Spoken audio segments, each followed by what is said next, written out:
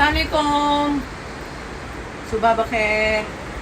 اور جناب انڈے پراٹھے کا ناشتہ ہو رہا ہے آج بہت دنوں بعد. اب دیکھیں میں ڈھونڈ کے لاتی ہوں پلاسٹک کی، کیونکہ سمندر کے پاس ہر چیز کو رنگ لگ جاتا ہے. دنیا کا کوئی سا اسٹیل ہو، کوئی سونے کا اسٹیل ہو، مطلب سونے کا اسٹیل کل ہو جاتا ہے. میں پھر ایک دکان پہ گئی تھی تو اس نے کہا آپ کو اس سے کبھی شکایت تو پلاسٹک کا ہے، اور یہ سمندر کے پاس رہنے کی پھر کوئی آپ کو ترکیبیں کرنی پڑتی ہیں. میں جیسے سی پی یو کے سامنے رہتی تھی نا، تو میں تو ہر وقت مجھے ہوائیں چاہیے. میرے گھر میں فر ہوائیں چلتی ہیں، کیونکہ میں بند کر کے نہیں رہ سکتی کہ چیزیں خراب نہ ہو جائیں. خسمان کھائیں چیزیں ہیں، چیزیں امپورٹنٹ ہے کہ یہ مزہ.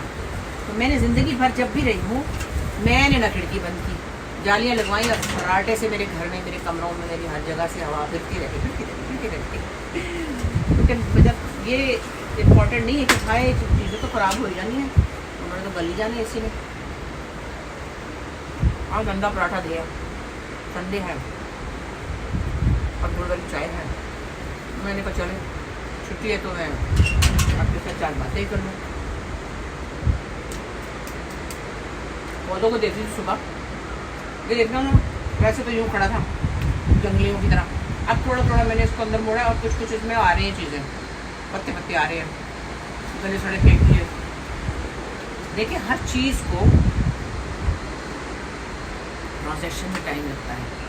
یعنی پودا بھی جگہ بدلنے سے پہلے اپسیٹ ہوتا ہے، اس کے پتے گرتے ہیں، پھر وہ ایڈجسٹ ہوتا ہے، اس کے نئے پتے آتے ہیں، پھر وہ خوش ہوتا ہے. یہ ساری زندگی کی جو ایک ہماری اپنی بھی نیچر یہی ہے. ہم کہیں نئی جگہ جائیں، ٹرانسفر ہو جائیں، کہیں رہنے چلے جائیں، شروع میں ہم بڑے اپسیٹ ہوتے ہیں، پھر ہم ایڈجسٹ کرتے ہیں، وہ ایک اسٹرگل ہے. اس کے بعد پھر ہم خوش ہو جاتے ہیں جب ایڈجسٹ کریں. ویسے سوری کرتے تو پاکستان میں بات کہیں خوش نہیں ہے. میں نے بہت آزمایا اپنے آپ کو، بڑی ترکیبیں کی. آپ کو پتہ نہیں یاد ہے کہ نہیں، کافی دفعہ میں نے بتایا. 82 میں گرین کارڈ لے کے گئی تھی میں، ٹرے میں ملا تھا ایسے کرتا. نیلم باجی وہاں پہ رہتی تھی، فٹافٹ مل گیا تھا اس وقت. نریمان 3 سال کی تھی شاید. 10 دن بعد میں نے فیصلہ کیا میں نے نہیں جانا، اور ہمیں بھی 2 مہینے گھومے پھرے واپس آ گئے. سب کچھ بیچ باج کے پھینک بانٹ کے چلے گئے تھے کہ ہمیں تو آنے ہی نہیں ہے. انصاری صاحب کا خیال تھا کہ ہم رہ رہے ہیں. ادھر جب گئے بفلو کے پاس برفوں میں، باجی ایک چھوٹے سے ٹاؤن میں رہتی تھی، نہ ادھر بندہ نہ ادھر پرندہ، جنگل بیابان. میں تو یوں ہو گئی نا، میں تب بھی مشہور ہو گئی تھی، بجلی کام کرتی. باجی نے کہا مجھے کپڑے لائیو پہنو نا. میں نے کہا تو کہیں آئے جائیں گے. تو نے کہا کوئی نہیں آتے جاتے، 300 میل دور ہمارے دوست رہتے. میں نے کہا اچھا چلو بھائی. اس کے بعد اٹھو تو پھر پہلے ویکیوم کرو، تو پھر پہلے اپنا فریزر میں سے گوشت نکال کے تھاؤ کرو، پھر ہانڈی پکاؤ، پھر برتن دو، پھر اوور کرو، اور پھر گارڈن میں جاؤ، پھر وہاں لان وہ کرو. پھر ہے میں 2 دن میں کہا میں کتنی آ گئی. میں نے کہا سارے صاحب سے بھائی آپ کو آنا، آپ نے رہنا میں بچے کو لے کے جا رہی ہوں، وہ بھی کہاں رہتے. تو کہنے کی بات یہ ہے، and I don't regret for that. I returned the green card. I telling you 3 سال ہم نہیں جا سکے، پیسے نہیں تھے. جب ہم جانے لگے تو ایمبیسی میں انہوں نے کراچی میں آتی نا میریٹ کرا. انہوں نے کہا you had education and you had green card, by to stay there. ہم نے کہا we had better opportunities Pakistan. انہوں نے کہا کہ then why you keeping it. میں کہا return it, come take it. ہائے اللہ، جو سنتا ہے حیران ہوتا ہے. اور مائک گر گیا، کچھ لگایا ہوا تھا. آج کوشش ہو رہی ہے اس کے ساتھ پھر آواز صحیح ہو جائے. تو دیکھیے اب کمٹمنٹ کا آیا ہوا تھا، چل پڑا. اب کھڑکھڑ آئے گی تو بولیے گا نہیں. دیکھیں میں سیکھ رہی ہوں. تو کہنے کی بات یہ ہے کہ زندگی میں اپرچونیٹیز ملتی ہیں، بہت سے لوگوں کو ملتی ہے. آج کل میں سنتی ہوں نا ہر دوسرا تیسرا گھر میں یہ ڈسکشن ہو رہی ہے کہ بچے باہر چلے جائیں. میرے بچے شادیوں کے بعد کسی وجہ سے شفٹ ہوئے.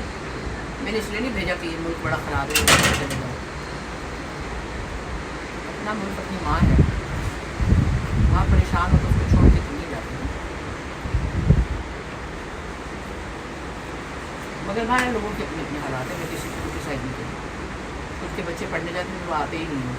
پھر یاد جو کچھ کھلبلی ہیں وہ گھبرائی جاتی ہیں. بڑے بڑے عالیشان 6-8 بیڈروم کے گھر خالی پڑے, ہم لوگ وہاں شوٹنگ کر رہے تھے, کیونکہ بچے جا چکے ہیں. ایک ہمارے دوست جاننے والے تھے بڑے اچھے لوگ, کیونکہ ماشاء اللہ 6 بیٹے وہاں رہتے تھے, ہم پہ شوٹنگ کرتے تھے. تو ایسا ہوتا تھا جیسے گھر میں پیس آف آرٹ, پتہ نہیں کتنے چاؤ سے انہیں بنایا ہوگا. ایک کارنر دیکھے میں کہتی ہائے یہ ہائے آپ کو یہی یہ ابھی یہ اکیلے رہ گئے تھے. میں نے کہا ایک رہ گیا ہمارے پاس, وہ بھی چلا جائے گا. اور میں نے سنا کہ وہ بھی چلا گیا, اس بات کو ہو گئے 5-6 سال, اور وہ خود بھی چلے. اور وہ حسین گھر جو انہوں نے پتہ نہیں کتنے ارمانوں سے بنایا. ایسے بہت سارے گھر میں تو آنسو نکلاتے ہیں, ہر اتنا پیارا گھر بھی کیسے بنایا ہوگا, اور ہائے اللہ یہاں پہ چلے کیوں گئے اللہ پتہ نہیں. بہت سارے گھر. بس یہ ہے کہ اسکیپ تو کوئی آسان کام ہے. آپ مشکلوں میں رہ کر مشکلوں سے لڑ کے سروائیو کریں, وہ بہادری. آپ دیکھتے نہیں وہ دھمکیوں پہ جاتے ہیں بیچارے, کتنا اللہ معاف کرے, سب کیا کیا ہوتی ہے. پھر وہ کہتے ہیں کہ اپنے وطن میں ہی پہ مزدوری کر لو, یہ نہ کرو. کیا کریں لوگ, نقصان ہو جاتا ہے. اوپر کے لیول پہ دیکھیں تو جو بھی کچھ کوئی کرے اس کو تو چھوٹ ہے, اور چھوٹے لوگوں کو تو مجھے کسی نے کہا کہ بات سنیں, جس سے اتنا نہیں کہ ملک میں پریشانی ہے. جو گاؤں میں لوگ ہوتے ہیں نا, رشتے دار ان کو جینے نہیں دیتے, ان کی شادیاں, ان کی بہنوں کے جہیز, رشتے داروں کی باتیں, پھر وہاں کا جو بھی ذمہ دار ہوتا ہے اس کا جبر, پتہ نہیں کس چیز سے لوگ بھاگتے ہیں بیچارے. میں ایسے بیٹھ کے گیلری میں سمندر کے سامنے باتیں بنا رہی. اوور آل جو ہے نا انسانیت مر چکی ہے, ورنہ سادگی سے رہنا اور غریبی سے رہنا تو لوگوں کو آتا تھا ہمیشہ سے. لوگ رہتے رہے اپنی ایک انٹیگریٹی کے ساتھ. اگر یہ جو چیزیں ہمیں پریشان کرتی ہیں تو بے ایمانی اور دھوکہ دہی اور چوری اور سینہ زوری والی چیزیں, یا ظلم و جبر کسی طرح کا, اس سے لوگ کہتے ہیں بھاگو. مگر وہاں بھی اتنی آسانی درختوں پہ نوٹ نہیں لگے ہوئے, میں آپ کو صاف بتا دوں نہیں لگے. میں اللہ کے فضل سے جاتی ہوں, چلو میں کاموں سے جاتی ہوں بچوں کو, میں بھی بڑے بڑے وقت سے گھسیٹتی ہوں. سوٹ کیس جو میں یہاں پہ انگلی بھی نہیں لگاتی, مجھے اٹھانے پڑتے ہیں, مجھے